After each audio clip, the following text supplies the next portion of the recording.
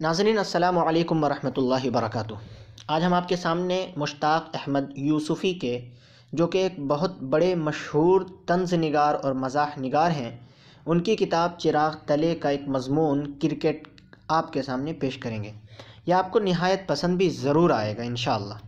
नाज़रीन, चलिए इस मज़मून को बितरतीब और सिलसिलेवार पढ़ना शुरू करते हैं। ये लिखते हैं कि मिर्ज़ा अब्दुल वदूद बेग का ये दावा कुछ ऐसा गलत मालूम नहीं होता कि क्रिकेट बड़ी तेज़ी से हमारा कौमी खेल बनता जा रहा है। कौमी खेल से गालिबन उनकी मुराद ऐसा खेल है जिसे दूसरी कौमें नहीं खेलती। हम आज तक क्रिकेट नहीं खेले, लेकिन इसका ये मतलब नहीं कि हमें इसकी बुराई करने का हक़ नहीं। अब अगर किसी शख्स को कुत्ते ने नहीं काटा तो क्या इस बदनसीब को कुत्तों की मजम्मत करने का हक़ नहीं पहुँचता? ज़रा गौर कीजिए, अफ़ीम की बुराई सिर्फ वही लोग कर सकते हैं जो अफ़ीम नहीं खाते। अफ़ीम खाने के बाद हमने किसी को अफ़ीम की बुराई करते नहीं देखा। बुराई करना तो बड़ी बात है, हमने कुछ भी तो करते नहीं देखा। अब भी बात साफ़ नहीं हुई तो हम एक और मुस्तनद नज़ीर पेश करते हैं। मौलाना अबुल कलाम आज़ाद को गुड़ से सख्त नफ़रत थी। उनका कौल है कि जिसने एक मरतबा गुड़ चख लिया, उनको तमाम उम्र दूसरी मिठास पसंद नहीं आ सकती। चूँकि वो ख़ुद शक्कर की लतीफ़ हलावतों के आदी मद्दाह थे, लिहाजा साबित हुआ कि वो भी सारी उम्र गुड़ खाए बग़ैर गुड़ की बुराई करते रहे। यूँ तो आजकल हर वो बात जिसमें हारने का इम्कान ज़्यादा हो खेल समझी जाती है। ताहम खेल और काम में जो बैन फ़र्क हमारी समझ में आया ये है कि खेल का मकसद खालिसतन तफरीह है। देखा जाए तो खेल काम की ज़िद है। जहाँ इसमें गंभीरता आई और ये काम बना। यही वजह है कि पोलो इंसान के लिए खेल है और घोड़े के लिए काम। ज़िद की और बात है, वरना ख़ुद मिर्ज़ा भी इस बुनियादी फ़र्क से बेखबर नहीं। हमें अच्छी तरह याद है कि एक दिन वो टंडुल्ला यार से मुआवज़ा पर मुशायरा पढ़ के लौटे तो हमसे कहने लगे, फ़ी ज़माना हम तो शायरी को जब तक वो किसी का ज़रिया माश न हो नरी अय्याशी बल्कि बदमाशी समझते हैं। अब ये तनक़ीह कायम की जा सकती है कि आया क्रिकेट खेल के इस मेयार पर पूरा उतरता है या नहीं। फ़ैसला करने से पहले ये याद रखना चाहिए कि क्रिकेट दरअसल अंग्रेज़ों का खेल है और कुछ उन्हीं के बलगमी मिजाज से लगा खाता है। उनकी कौमी खसलत है कि वह तफरीह के मामले में इंतहाई जज्बाती हो जाते हैं और मामलाते मोहब्बत में परले दर्जे के कारोबारी। इसी खुशगवार तज़ाद का नतीजा है कि उनका फ़लसफ़ा हद दर्जा सतही है और मिजाज निहायत गहरा।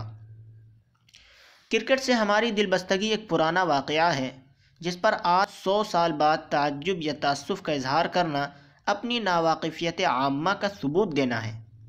1857 ईस्वी की रुस्तखेज़ के बाद, बल्कि उससे कुछ पहले ही हमारे पुरखों को अंग्रेज़ी कल्चर और क्रिकेट के बाहमी ताल्लुक़ का एहसास हो चला था। चुनांचे सर सैयद अहमद ख़ान ने भी अंग्रेज़ी तालीम व तमद्दुन के साथ साथ क्रिकेट को अपनाने की कोशिश की। रिवायत है कि जब अलीगढ़ कॉलेज के लड़के मैच खेलते होते तो सर सैयद मैदान के किनारे जानमाज बिछाकर बैठ जाते, लड़कों को खेल देखते हुए और रो रो कर दुआ मांगते, इलाही मेरे बच्चों की लाज तेरे हाथ में है। जैसा कि ऊपर इशारा किया जा चुका है, क्रिकेट अंग्रेज़ों के लिए मशगला नहीं, मिशन है। लेकिन अगर आपने कभी क्रिकेट की टीमों को मई जून की भरी दोपहर में नाआक़िबत अंदेशाना जुर्अत के साथ मौसम को चैलेंज करते देखा है तो हमारी तरह आप भी इस नतीजे पर पहुँचे बगैर ना रह सकेंगे कि हमारे यहाँ क्रिकेट मशगला है न मिशन। अच्छी खासी ताज़ीरी मशक्क़त है जिसमें काम से ज़्यादा अर्क़ रेज़ी करना पड़ती है। अब अगर कोई सरफिरा मुँह मांगी उजरत देकर भी अपने मज़दूरों से ऐसी मौसमी हालात में यूँ काम कराए तो पहले ही दिन उसका चालान हो जाए। मगर क्रिकेट में चूँकि आम तौर से मुआवज़ा लेने का दस्तूर नहीं, इसलिए चालान का सवाल पैदा नहीं होता। हमारे हाथों जिस तरह हल्का फुल्का खेल तरक्की करके काम में तब्दील हो गया, वो उसके मुवज्जिदीन के वहमो गुमान में भी न होगा। गालिब ने शायद ऐसी ही किसी सूरत हाल से मुतासिर होकर कहा था कि हम मुग़ल बच्चे भी गज़ब होते हैं, जिस पर मरते हैं उसको मार रखते हैं। और इसका सबब बज़ाहिर ये मालूम होता है कि इस खेल के मामले में हमारा रवैया बालिगों जैसा नहीं, बिल्कुल बच्चों का सा है।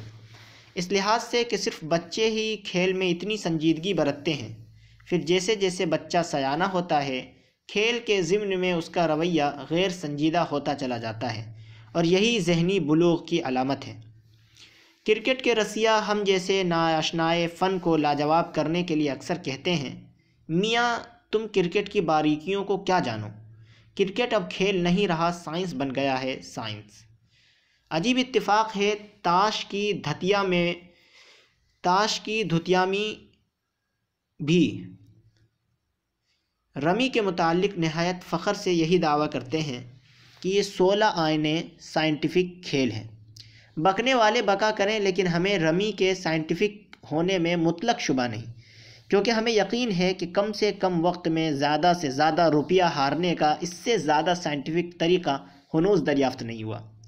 پس ثابت ہوا کہ کرکٹ اور رمی قطعی سائنٹیفک ہیں اور اسی بنا پر کھیل نہیں کہلائے جا سکتے۔ بات یہ ہے کہ جہاں کھیل میں دماغ پر زور پڑا، کھیل کھیل نہیں رہتا، کام بن جاتا ہے۔ ایک دفعہ کرکٹ پر نکتہ چینی کرتے ہوئے ہم نے مرزا سے کہا تھا کہ کھیلوں میں وہی کھیل افضل ہے جس میں دماغ پر کم سے کم زور پڑے۔ فرمایا بجا، آپ کی طبع نازک کے لیے جوا نہایت موزوں رہے گا۔ کس واسطے کہ جوئے کی قانونی تعریف یہی ہے کہ اسے کھیلنے کے لیے عقل قطعی استعمال نہ کرنی پڑے۔ محض کرکٹ ہی پر منحصر نہیں، ترقی یافتہ ممالک میں یہ رجحان عام ہے کہ تعلیم نہایت آسان اور تفریح روز بروز مشکل ہوتی جاتی ہے۔ مثلا BA کرنا بائیں ہاتھ کا کھیل ہے، مگر برج سیکھنے کے لیے عقل درکار ہے۔ ریڈیو، ٹیلی ویژن، سینما اور باتصویر کتابوں نے اب تعلیم کو بالکل آسان اور عام کر دیا ہے، لیکن کھیل دن بدن گراں اور پیچیدہ ہوتے جا رہے ہیں، لہذا بعض غبی لڑکے کھیل سے جی چرا کر تعلیم کی طرف زیادہ توجہ دینے لگے ہیں۔ اس سے جو سبق آموز نتائج رونما ہوتے ہیں وہ سیاست دانوں کی صورت میں ہم سب کے سامنے ہیں۔ کسی اعتدال پسند دانا کا قول ہے کہ کھیل کے وقت کھیل اور کام کے وقت کام اچھا۔ اگر ہم یہ کہیں کہ ہمیں اس ذرّی اصول سے سراسر اختلاف ہے تو اس کو یہ معنی نہ پہنائے جائیں کہ خدا نخواستہ ہم شام و سحر آٹھوں پہر کام کرنے کے حق میں ہیں۔ سچ پوچھیے تو ہم اپنا شمار ان نارمل افراد میں کرتے ہیں جن کو کھیل کے وقت کھیل اور کام کے وقت بھی کھیل ہی اچھا لگتا ہے۔ اور جب کھل کر باتیں ہو رہی ہیں تو یہ عرض کرنے کی اجازت دیجیے کہ فی الواقع کام ہی کے وقت کھیل کا صحیح لطف آتا ہے، لہٰذا کرکٹ کی مخالفت سے یہ استنباط نہ کیجیے کہ ہم تفریح کے خلاف پھبرے ہوئے بوڑھوں کا کوئی متحدہ محاذ بنانے چلے ہیں۔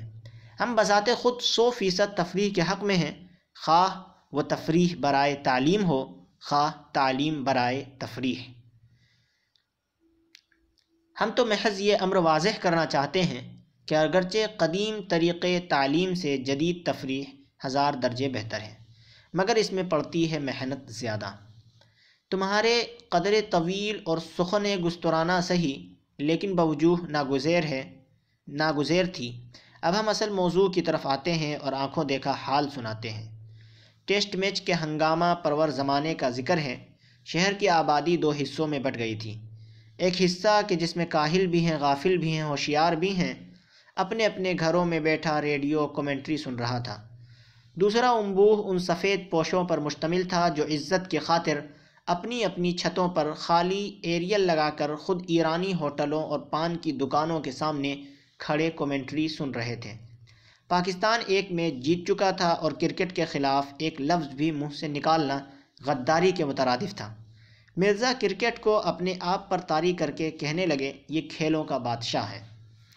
ہماری جو شامت آئی تو بول اٹھے، مرزا کرکٹ رئیسوں کا کھیل ہے، دیکھتے نہیں یہ مر رہا ہے، اس کا کوئی مستقبل نہیں، کیونکہ نہ اسے روسی کھیلتے ہیں نہ امریکی۔ اسی سے کچھ امید بنتی ہے کہ شاید یہ کھیل زندہ رہ جائے۔ مرزا نے چھوٹتے ہی دہلا لگایا۔ پھر کون سا کھیل لائق التفات ہے حضور؟ مرزا نے چڑاونے انداز میں پوچھا۔ اس سے بہتر تو بیس بال رہے گی، ہم نے کہا۔ بات ایک ہی ہے، آدھا بیٹ ٹوٹ جانے کے بعد بھی کرکٹ جاری رہے تو امریکہ میں اسے بیس بال کہتے ہیں، کسی اور کھیل کا نام لو۔ مرزا نے کہا۔ ٹینس؟ ہمارے منہ سے بے ساختہ نکلا۔ اگر تم نے بھی ٹینس میچ میں گیند کے ساتھ سینکڑوں تماشائیوں کی گردنیں ایک ساتھ پینڈولم کی طرح دائیں بائیں گھومتے دیکھی ہیں تو بخدا تمہیں اس کھیل ہی سے نفرت ہو جائے گی، مرزا نے کہا۔ اس کے یہ معنی ہوئے کہ تمہیں ٹینس دیکھنے پر اعتراض ہے، مت دیکھو، مگر کھیلنے میں کیا حرج ہے؟ ہم نے دبایا۔ جی نہیں، یورپ میں ٹینس بیمار مردوں اور تندرست عورتوں کا کھیل ہے صاحب۔ اچھے کھیل کی خوبی یہ ہے کہ کچھ ہاتھ ہلے، کچھ پاؤں ہلے، اچھلے بازو، پھڑکے سبتن۔ مرزا نے ایکا ایکی ہمارے مقابلے پر نذیر اکبر آبادی کو لا کھڑا کیا، جن سے نپٹنا فی الجملہ ہمارے لیے مشکل تھا۔ چلو ہاکی صحیح، ہم نے سمجھوتے کے انداز میں کہا۔ چھی، ہماری یہ بڑی کمزوری ہے کہ اپنی ٹیم کسی کھیل میں جیت جائے تو اسے قومی کھیل سمجھنے لگتے ہیں، اور اس وقت تک سمجھتے رہتے ہیں کہ جب تک کہ وہ ٹیم دوسرا میچ ہار نہ جائے۔ مرزا فتویٰ دیا۔ تمہیں پسند نہ آئے یہ اور بات ہے، مگر کراچی میں ہاکی کی مقبولیت کا یہ عالم ہے کہ اگر کہیں دوستانہ میچ بھی ہو رہا ہو تو خلقت اس بری طرح ٹوٹتی ہے کہ فیلڈ تک میں کھیلنے کی جگہ نہیں رہتی۔ ہم نے کہا خدا آباد رکھے، کراچی کا کیا کہنا، بندر روڈ پر کوئی شخص راہ چلتے یوں ہی پان کی پیک تھوک دے اور پھر اس کی طرف ٹکٹکی باندھ کر دیکھنے لگے تو 2 منٹ میں ٹھٹ کے ٹھٹ لگ جائیں اور سارا ٹریفک رک جائے۔ یاد رکھو، تماشے میں جان تماشائی کی تالی سے پڑتی ہے، نہ کہ مداری کی ڈگڈگی سے۔ مرزا نے بات کو کہاں سے کہاں تک پہنچا دیا۔ مرزا کہنے لگے کرکٹ اشراف کھیلتے ہیں، فٹ بال دیہاتیوں کا کھیل ہے، جٹ گواروں کا ہڈیاں توڑوانے کے اور بھی مہذب طریقے ہو سکتے ہیں۔ لا حول ولا قوت الا باللہ۔ اس با جماعت بدتمیزی کو کھیل کس نے کہہ دیا؟ آپ نے شاید وہ لطیفہ نہیں سنا کہ ایک پرانا کھلاڑی چند سکھوں کو فٹ بال کھیلنا سکھا رہا تھا۔ جب کھیل کے سب قاعدے ایک ایک کر کے سمجھا چکا تو آخر میں یہ گر کی بات بتائی کہ ہمیشہ یاد رکھو، سارے کھیل کا دار و مدار فقط زور سے کک لگانے پر ہے، اس سے کبھی نہ چوکو۔ اگر گیند کو کک نہ کر سکو تو پرواہ نہیں، اپنے مخالف ہی کو کک کر دو۔ اچھا اب کھیل شروع کرو، گیند کدھر ہے؟ یہ سن کر ایک سردار جی اپنا جانگھیا چڑھاتے ہوئے بیتابی سے بولے، گیندی ایسی تیسی، تسی کھیل شروع کرو خالصہ۔ لیکن گواروں اور دیہاتیوں کے ساتھ کھیلنے میں کون سی ہیٹی ہوتی ہے؟ ہم نے اپنے جمہوری جذبے سے تقریباً نڈھال ہو کر پوچھا۔ تفریح میں بری صحبت سے پرہیز لازم ہے۔ یاد رکھیے، آپ تجارت اور عبادت تو کسی کے ساتھ بھی کر سکتے ہیں، لیکن تاش صرف اشرافوں کے ساتھ کھیلنے چاہیے۔ یہی نہیں، یورپ بھی اس فرق کو ملحوظ رکھا جاتا ہے۔ وہاں بڑے سے بڑے اسٹاک ایکسچینج اور گرجا میں ہر کس و ناکس کو بے روک ٹوک جانے کی اجازت ہے، مگر کلب اور کسینوں میں فقط خاندانی شرفا بار پاتے ہیں۔ کیا عرض کریں، کرکٹ کے مخالفوں کو قائل معقول کرنے کے لیے مرزا کیسی کیسی دھاندلی روا سمجھتے ہیں، اور آن واحد میں بات کو 3 گنائے منطق سے نکال کر اس مقام پر پہنچا دیتے ہیں جہاں بات کرتے دشمن کی زبان کٹتی ہے، بات گنجلک ہوئی جاتی ہے۔ اس لیے ہم وضاحتاً ان کے برہان قاطع کی ایک ادنیٰ مثال پیش کرتے ہیں۔ ایک دن کرکٹ کے جسمانی فوائد، روحانی فیوز کا بیان آگے آئے گا، پر روشنی ڈالتے ہوئے فرمانے لگے، کرکٹ سے کلائی مضبوط ہوتی ہے۔ کلائی مضبوط ہونے سے فائدہ؟ کرکٹ اچھا کھیلا جاتا ہے۔ ایک اور نازک موقع پر انہوں نے اسی قسم کی منطق سے ایک کج فہم کا ناطقہ بند کیا۔ ان صاحب کا استدلال تھا کہ کرکٹ میں ہر وقت چوٹ چپیٹ کا خدشہ لگا رہتا ہے۔ مرزا کو قائل کرنے کی غرض سے انہی کے سر کی قسم کھا کے کہنے لگے کہ میرے سامنے کے 3 دانت کرکٹ ہی کی نظر ہوئے، اندرونی چوٹوں کا کوئی شمار نہیں۔ وہ تو کہیے بڑی خیر ہوئی کہ میرے اوسان خطا نہیں ہوئے، اگر میں عین وقت پر منہ نہ پھاڑ دیتا تو کہیں زیادہ نقصان ہوتا۔ بات کو انہوں نے کرکٹ کی راہ میں دیگر اعضائے بدن کو باری باری مجروح اور معاف ہونے کی درد بھری داستان میچ دار سنائی، اور یہ ثابت کر دیا کہ ان کے اپنے تاریخی زخموں کی مجموعی تعداد رانا سانگا کے 70 زخموں سے کسی طرح کم نہیں ہے۔ ناظرین، یہ مشتاق احمد یوسفی کے کرکٹ مضمون کا کچھ حصہ تھا۔ امید کرتا ہوں آپ کو یہ پسند آئے ہوں گے۔ اگر آپ کو یہ پسند آیا ہے تو ویڈیو کو لائک شیئر ضرور کریں، اور اس مضمون کا اگلا حصہ ہم کسی دوسری ویڈیو میں پیش کریں گے۔ تب تک کے لیے شکریہ، جزاک اللہ، خدا حافظ۔